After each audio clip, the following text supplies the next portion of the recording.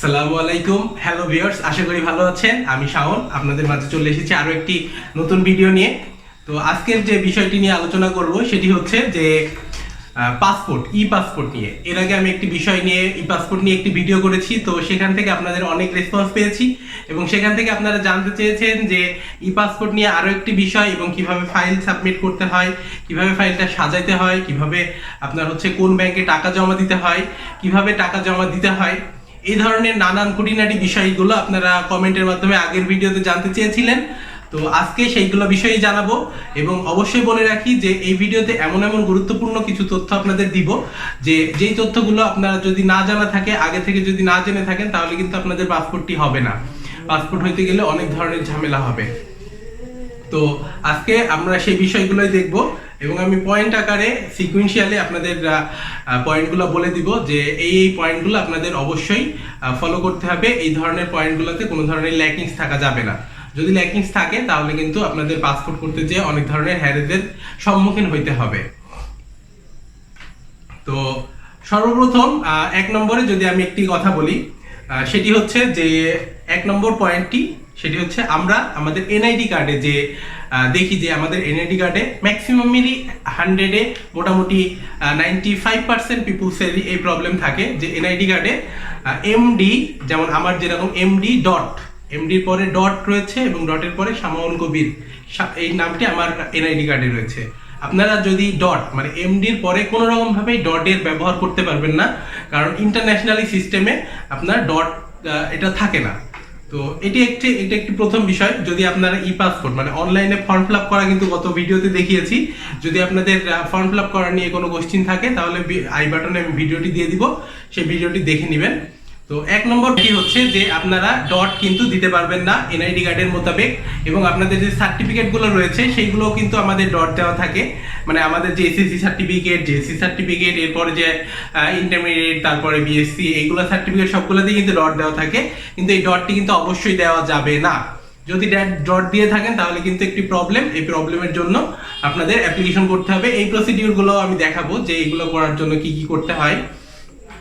তো এটি গেল একটি সিস্টেম। তারপরে হচ্ছে যে আগেকার যে পাসপোর্টগুলো ছিল, আগে আমরা যে এমআরপি পাসপোর্ট করতাম, সেই পাসপোর্টে কিন্তু আমাদের করা লাগতো, লাইক হচ্ছে যে একটা গ্যাজেটেড, ফার্স্ট ক্লাস গ্যাজেটেড দ্বারা সিগনেচার করানো লাগতো। সেই প্রবলেমটি কিন্তু এখন আর নাই। তারপরে কি কি ডকুমেন্টস লাগবে, 2 নম্বর পয়েন্ট গেল। তারপরে 3 নম্বর পয়েন্টে কি কি ডকুমেন্টস আপনাদের লাগবে পাসপোর্টের জন্য। সর্বপ্রথম যে কাজটি হচ্ছে সেটি হচ্ছে আপনাদের যে কোন অঞ্চল থেকে আসলে ই পাসপোর্টটি করবেন। সর্বপ্রথম আপনাদের জানতে হবে যে আপনি যে এলাকায় বসবাস করেন সে এলাকায় ই পাসপোর্ট চালু হয়েছে কিনা। যদি আপনাদের জানতে কোনো ধরনের প্রবলেম হয় তাহলে সেই বিষয়টিও আমি গত ভিডিওতে দেখিয়েছি যে আপনার এলাকায় ই পাসপোর্টের চালু হয়েছে কিনা, সেই বিষয়টি আপনারা গত ভিডিওতে দেখে দিতে পারবেন। এছাড়াও কমেন্টে জানালে আমি আপনাদের বলে দিতে পারবো যে আপনার এলাকায় নাম দিয়ে কমেন্ট করবেন, কমেন্ট করলেই আমি বলে দিতে পারবো যে আপনার এলাকায় ই পাসপোর্ট চালু হয়েছে কিনা। তারপরে হচ্ছে 4 নম্বর পয়েন্ট যদি বলি, 4 নম্বর পয়েন্ট হচ্ছে যে আপনার ই পাসপোর্ট করার জন্য ফার্স্ট একটি অ্যাপয়েন্টমেন্ট নিতে হয়। এখন আপনি যে এলাকায় বসবাস করছেন সে এলাকায় আসলে অ্যাপয়েন্টমেন্টের সিস্টেমটি আছে কিনা, মানে অ্যাপয়েন্টমেন্ট নিতে হবে কিনা, সেই বিষয়টি আপনাকে জানতে হবে। সেই বিষয়টি যদি আপনার জানতে কোনো ধরনের প্রবলেম হয় তাহলে আপনার জেলার নাম দিয়ে কমেন্ট করুন, তাহলে আমি কমেন্টে বলে দিব যে আপনার এলাকায় অ্যাপয়েন্টমেন্ট নিতে হবে কিনা ই পাসপোর্টের জন্য। তো এই গেল মোটামুটি 5 নম্বর পয়েন্ট। তারপরে হচ্ছে 6 নম্বর পয়েন্ট, আপনার যদি প্রিভিয়াস কোনো পাসপোর্ট থেকে থাকে, লাইক আপনার যদি এমআরপি পাসপোর্ট থেকে থাকে, সেই পাসপোর্টের যদি কোনো ধরনের মিস্টেক থেকে থাকে তাহলে কিন্তু আপনার প্রসিডিউরটি এফিডেভিট করতে হবে। যেমন আমার একটি প্রবলেম হয়েছিল, সেটি হচ্ছে আমার যে এমআরপি পাসপোর্টটি ছিল সেই পাসপোর্টে জন্মস্থান মানে প্লেস অফ বার্থ, এই জেলাটি একটি জেলা ছিল, কিন্তু আমার এনআইডি কার্ড মোতাবেক প্লেস অফ বার্থটি ছিল অন্য অংশে, মানে প্লেস অফ বার্থটি হচ্ছে অন্য এলাকা, মানে এনআইডি কার্ডের মোতাবেক, কিন্তু এনআইডি কার্ডেরটাই তো আমার সঠিক। তার জন্য আমাকে কি করতে হয়েছে, এফিডেভিট, মানে এটা হচ্ছে আপনার, আমি এফিডেভিট নিয়েও আপনাদের দেখাবো প্রত্যেকটি ডকুমেন্টস, মানে কিভাবে ফাইলটা সাজাতে হয়, কি কি ডকুমেন্টস লাগে, তারপরে হচ্ছে এফিডেভিট কিভাবে করছি, প্রত্যেকটা ভিডিও আকারে আমি ভিডিওর লাস্টে আপনাদের দেখিয়ে দিব। তো ভিডিওটি শেষ পর্যন্ত অবশ্যই দেখবেন, তাহলে আপনারা বুঝতে পারবেন যে কিভাবে ফাইলটি সাজাতে হয়, কিভাবে এফিডেভিট করতে হয়, এগুলো বিষয়। তো পয়েন্ট হচ্ছে এফিডেভিট করতে হলে আপনাকে যেতে হবে ফার্স্টে কোর্টে। কোর্টে যে একটি স্টাম্প কিনতে হবে, স্টাম্প কিনে সেই স্টাম্পে লিখতে হবে এফিডেভিটের কি বিষয়ে এফিডেভিট করতে চাচ্ছেন।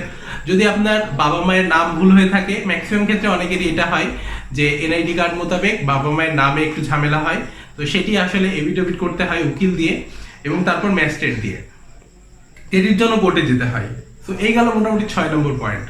তারপরে 7 নম্বর পয়েন্ট হচ্ছে আপনার নাগরিক সনদ লাগবে।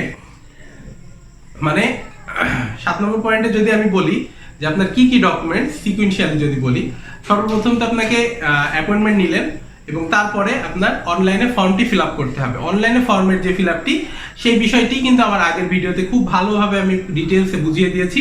সেই বিষয়টি নিয়ে আর কোনো ধরনের ডাউট থাকার সম্ভাবনা নাই। তো আশা করি সেই ভিডিওটি দেখবেন, অনলাইনে কিভাবে আপনারা ফর্ম ফিল আপ করবেন সেটি বুঝে যাবেন। এবং তারপরে করতে হবে ব্যাংক ড্রপ।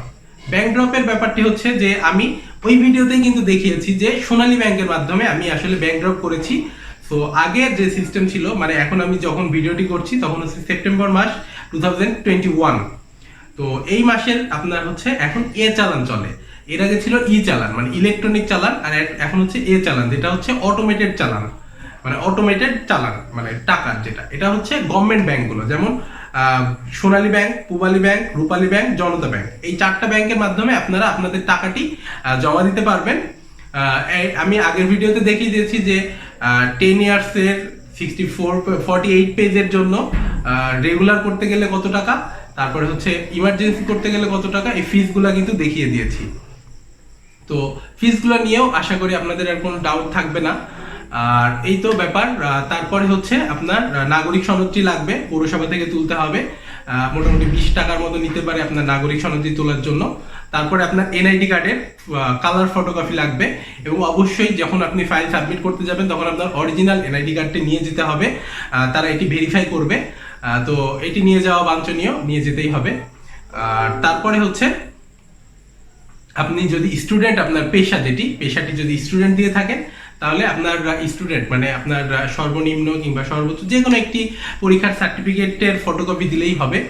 তো এই হচ্ছে। আর যদি অন্য পেশার হয়ে থাকেন তাহলে আপনার এনওসি ডকুমেন্ট হচ্ছে আপনি আসলে যদি গভর্নমেন্ট জব করে থাকেন, গভর্নমেন্ট জবের একটি প্রুফনেস অফিস থেকে আপনাকে দিতে হবে, কিংবা আপনি যদি বেসরকারি কোনো জব করে থাকেন সেই জবের প্রুফনেস আপনাকে দিতে হবে, তাহলেই কিন্তু হয়ে যাবে।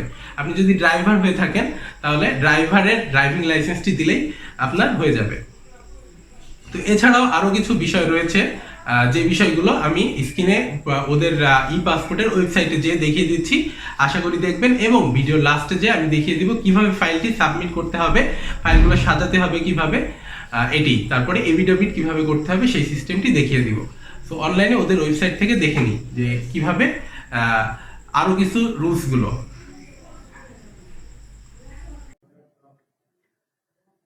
আমি এতক্ষণ ধরে যে কথাগুলো আপনাদের বলছিলাম, তাছাড়াও আরো বেশ কিছু মানে স্টেপ রয়েছে যেগুলো আপনাদের পাসপোর্ট করার আগে করতে হবে।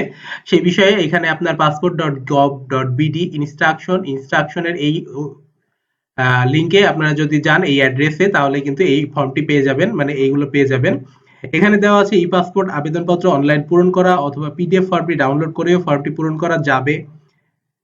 ই পাসপোর্ট আবেদনের ক্ষেত্রে কোনো কাগজপত্র সত্যায়ন প্রয়োজন নেই, যেটি আমি অলরেডি বলেছি। এই পাসপোর্ট ফর্মে কোনো ছবি সংযোজন বা সত্যায়নের প্রয়োজন হবে না, মানে কোনো ধরনের ছবি লাগবে না। জাতীয় পরিচয়পত্রের জন্ম নিবন্ধনী সনদ লাগবে।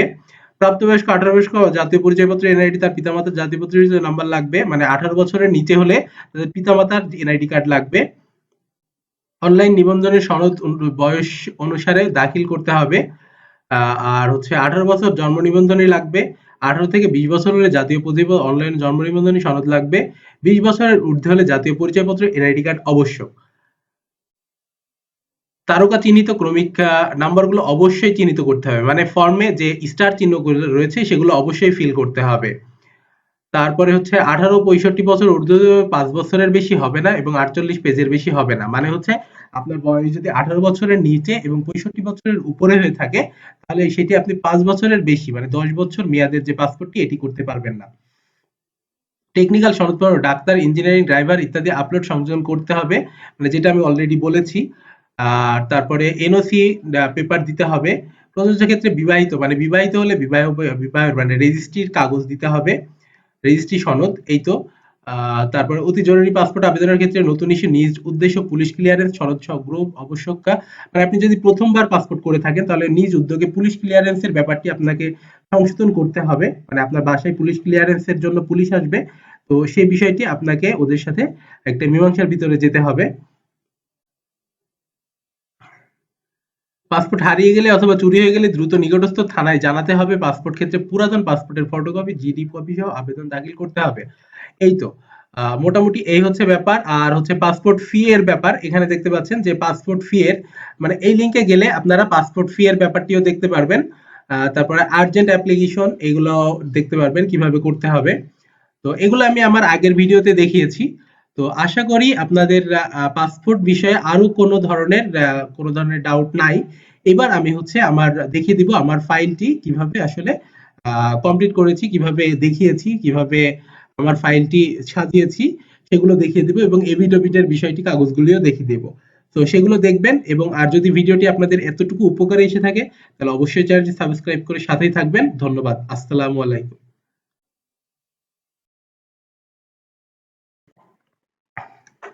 এখানে দেখতে পাচ্ছেন যে কিভাবে ফাইলটি সাজানো হয়েছে। প্রথমে আমার কিছু ভুল থাকার কারণে এই অ্যাপ্লিকেশন গুলো করা হয়েছে, মানে দুইটা অ্যাপ্লিকেশন করতে হয়েছিল, ডটের প্রবলেম এবং প্লেস অফ বার্থের প্রবলেমের কারণে। তারপরে দেখতে পাচ্ছেন ফর্ম, এইখানে যে টপের সাইডে দেখতে পাচ্ছেন যে মানি রিসিপের একটি অংশ কেটে কিন্তু এখানে আঠা দিয়ে লাগিয়ে দিতে হয়, এবং এপিট ওপিট করে আসলে আপনার যে স্লিপটি, এই স্লিপটি করতে হবে। তারপরে আমার যেহেতু পাসপোর্টটি রিনিউ করার ইস্যু ছিল, তো আমি পাসপোর্টের ফটোকপি, তারপরে নাগরিক সনদ, আর নাগরিক সনদের পরে আমার হচ্ছে এনআইডি কার্ডের কালার ফটোকপি, যেটা আমি অলরেডি ভিডিওতে জানিয়ে দিয়েছি আপনাদের, এবং তারপরে আমার হচ্ছে এসএসসি পাশের সার্টিফিকেটটি আমি এখানে দিয়ে দিয়েছি।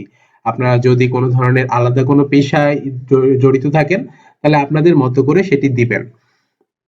আর এর পরের পেজে এইভাবে আপনারা করবেন। আর যদি কোনো সমস্যা হয় তাহলে একটু পুশ করে করে দেখবেন। এটি কিন্তু আপনি এখন যেটি দেখতে পাচ্ছেন এটি কিন্তু আঠা দিয়ে আসলে লাগানো। এরপরে যেটি এখন যে ছবিটি দেখতে পাচ্ছেন এটি হচ্ছে আপনারা পুশ করে লেখাটি পড়ে নিতে পারবেন। এটি হচ্ছে আমার ওই যে প্লেস অফ বার্থের যে প্রবলেমটুকু, সেই প্রবলেমটার কারণে এপিট ওপিট করা, যেটি কিনা লয়ার দিয়ে এবং তারপরে হচ্ছে ম্যাজিস্ট্রেটের সিগনেচার করা। এর জন্য আমার খরচ হয়েছে মোটামুটি 480 টাকার মতো খরচ হয়েছে এখানে।